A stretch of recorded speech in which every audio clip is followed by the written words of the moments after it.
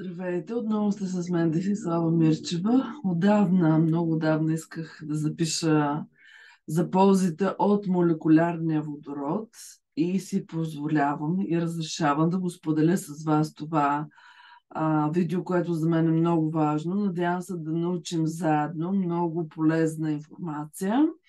Ще го пусна с превод на български. И надявам се да ви бъде полезно и да мога да ви помогна с нещо да научите.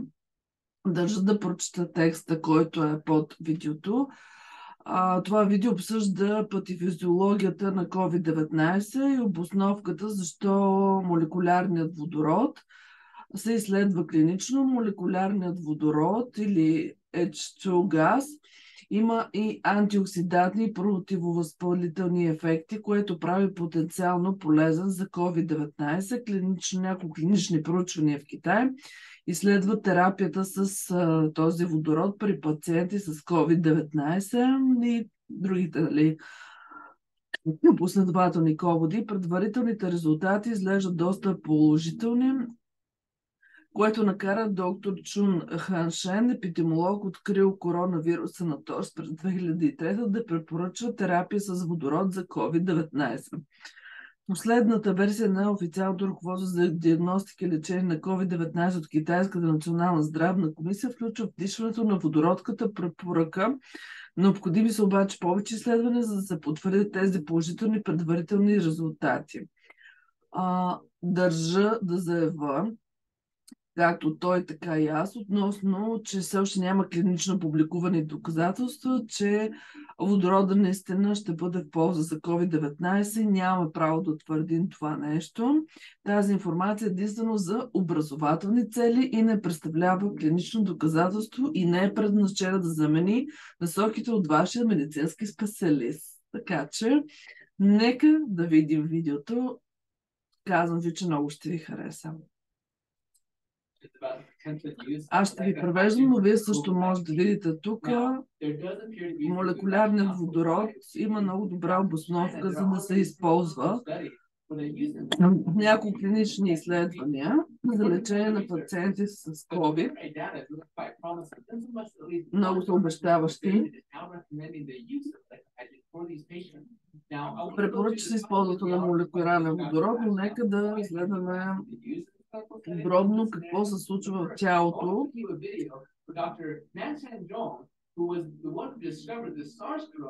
Ето тук вече разяснява за кой е разкрил коронавируса през 2003 година още и за използването на течен водород, молекулярен водород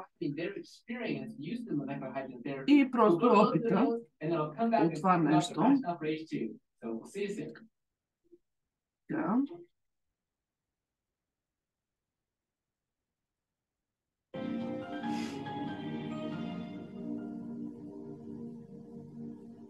We just finished some of the data from 3 hospitals.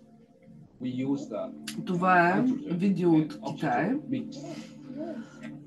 за сместа водород и кислород, който използват в болниците.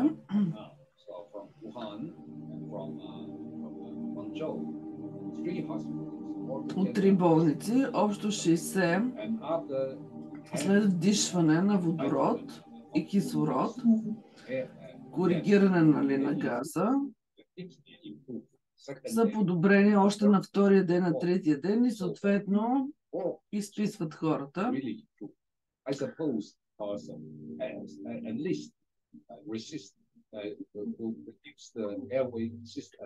Помага за дихателните пътища. По-лесно да се влезе в авиолата, като подобри дихателните. Ето и тук ги дават самите пациенти, които са с кислородни и водородни маски. И те обясняват за подобряване на имунната система. Жената си казва, че се чувства много по-добре, може да диша по-добре. От 2020 година. Подобрява се имунитета. 有没有说觉得胸口就是吸了之后感觉很顺畅啊，或者是吸气的时候觉得就是很顺一点感觉？对。Има по-дълбоко вдишване, кашицата намалява, почти изчезнала. И като вдишване кашля. Ето питат и другата жена как се чувства. Чувства се добре. Може да диша. Аз ви превеждам от английски и български превод ужасен.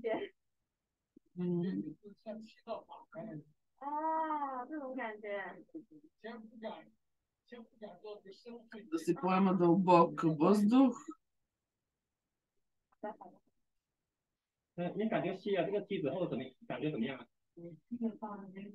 За половин ден е тук.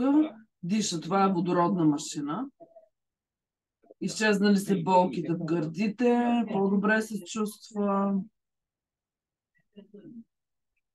Тук в коя болница, изолиран зона 5, имената му, всичко това е документален филм. Чувства се по-добре, няма никакви болки, това е само за половин ден дишане на водород. Надявам се, че сте харесали видеото и на ви е завладяло.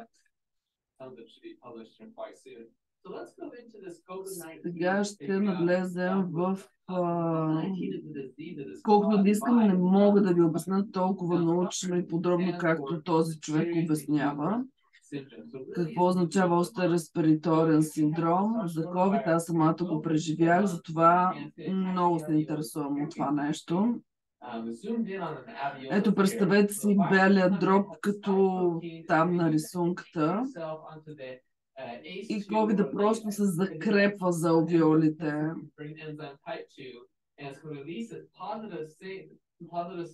Single-stranded RNA into there that's going to basically take over the cell's ability and cause viral. И според да причинява вирусна настинка и се оформи като нов тип 2. Понякога има доста научни думички, които аз не знам какво означават. Общо взето тези отива в плазмата, пропускливостта и се създават реактивни кислородни видове, реактивни и вредни окислителни молекули, които би трябвало да убият вируса.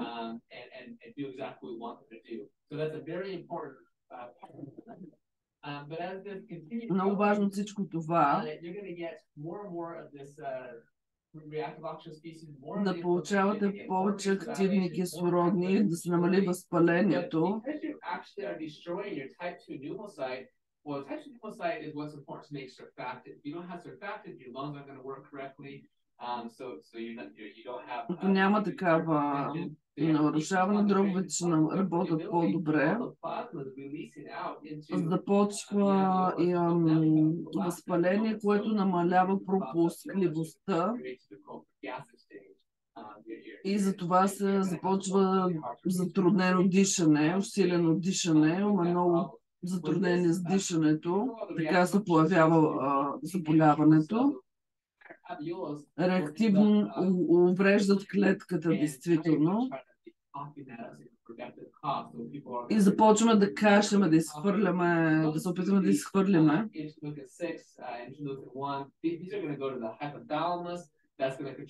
Оттам отива в хипоталамуса, контролира температурата, ще се увеличи температурата и така се причинява треска, заболяване и се получава възпаление, системно възпаление и основа вече за по-ниско кръвно налягане, хипотония, чувстваме се слаби, уморени.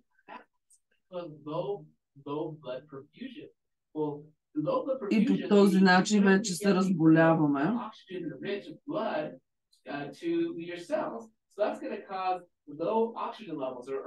И така намалява кислорода вътре в самите нас.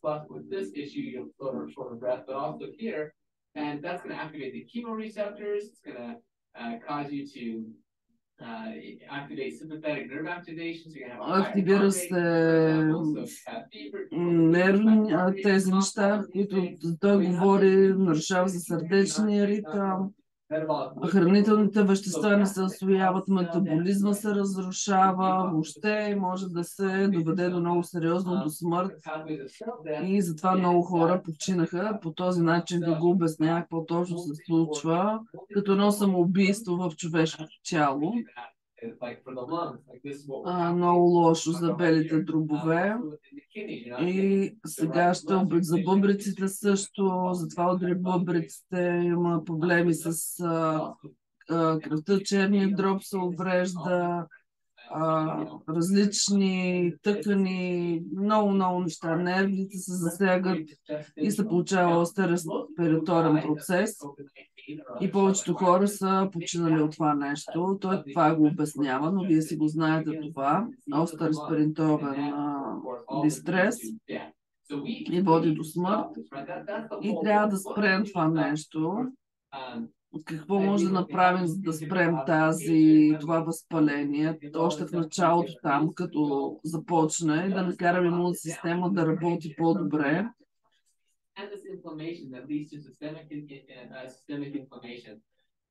Ако е постоянно и не е излекувано, води вече до хронично и системно нарушаване.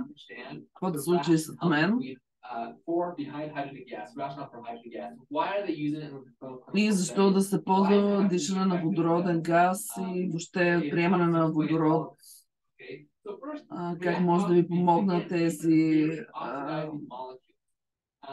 Относно окислителните молекули, окислителният стрес и оксидацията причиняват много вредни неща. Пероксидация.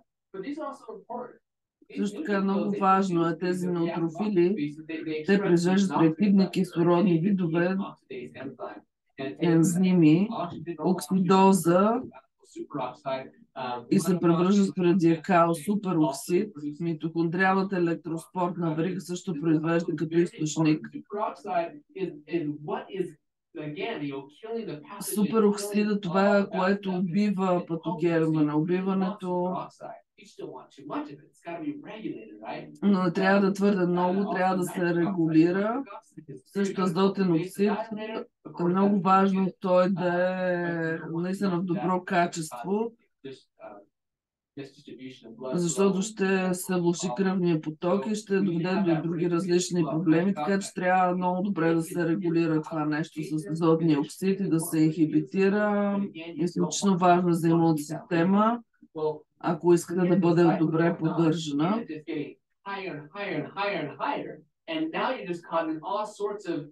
Necrosis and cell damage, you're inducing apoptosis, right? That's the cell death we talked about. Клетъчна смърт. Ако прекалено много кислород се взимат, затова починаха и много хора. Виждате нагледно какво се е случило.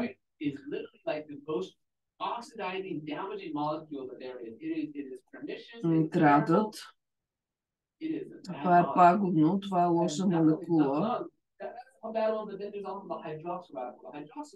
Хидроксилният радикал. Надявам се да може да го разберете. Тук, като виждате как обяснява, всичко с червеното е лошо, което е нарисувано. Супероксида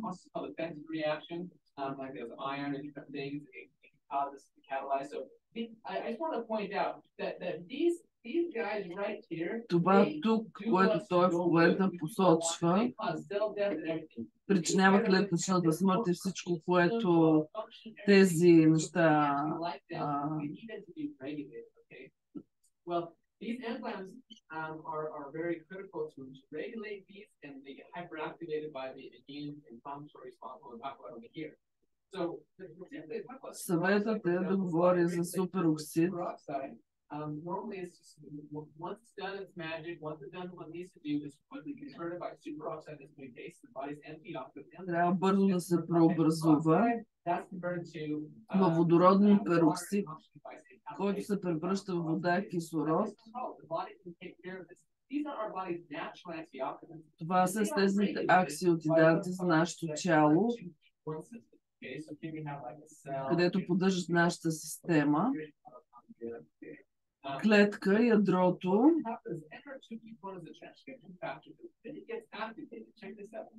Но как може да се активират тези неща и да се поддържат, да се свързва с ядрото? Увреждането на тази система се наврежда естествените антиоксиданти на тялото, глутион. По този начин намалява.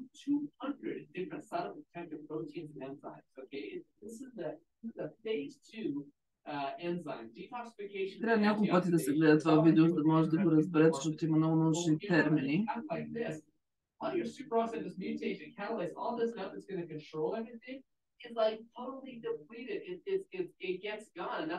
Но много изтощително да се контролира всичко това и няма човек, който да може да се защити. Рано или късно се изчерпваш. Така че сега ще говоря обаче вече за водорода. Той има способността да активира точно този NRF2 и поддържа глутеновия супероксид и защитава всички ензими. Разбирате ли, просто единствено този, само водородът може бързо да се свърже с него и може да регулира оксидантната система, да намали това, което се получава като супероксид и да накара ензимите на азотния оксид да се регулират митохондрите. Така че само водородът е в състояние да се погрижи за всичко това. Той селективно редуцира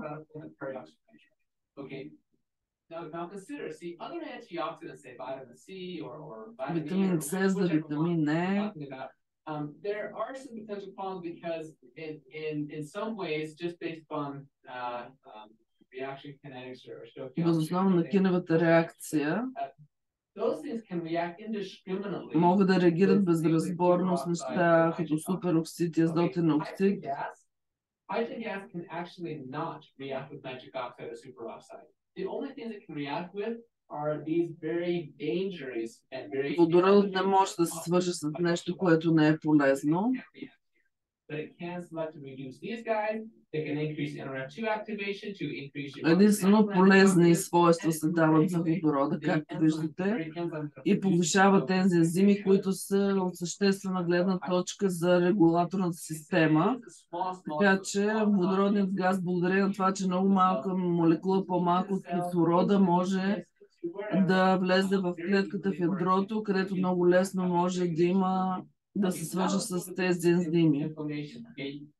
И сега отиваме за възпалението, как се получава. Цитокинова буря, която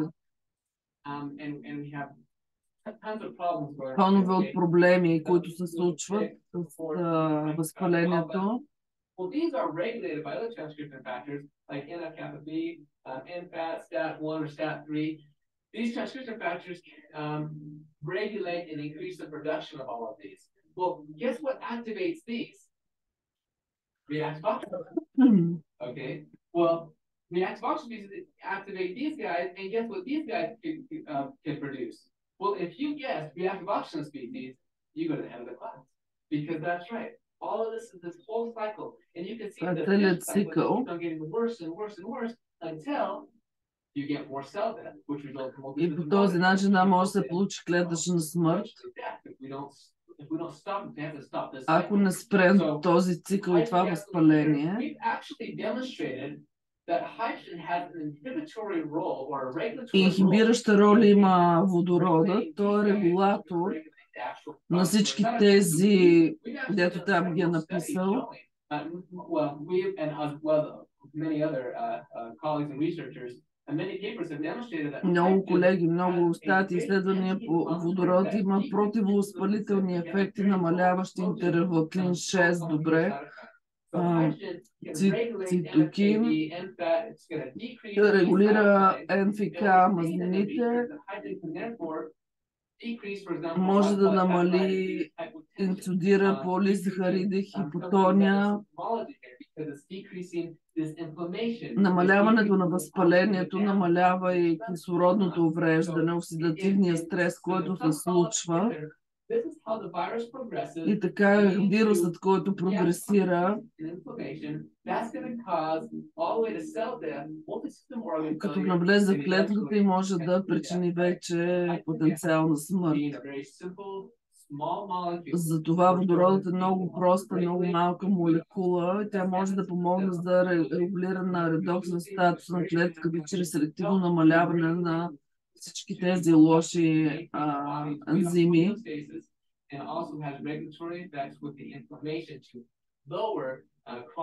И да се намали това възпаление. Това вредно системно възпаление, което вибрира на всички органи. Ние имаме нужда от всички тези неща, и добрите, и лошите, но трябва да се отървем от това, което ни убива.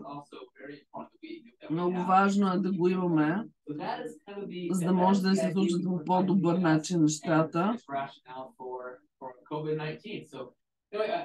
Надявам се да ви е било полезно с нещо от това видео.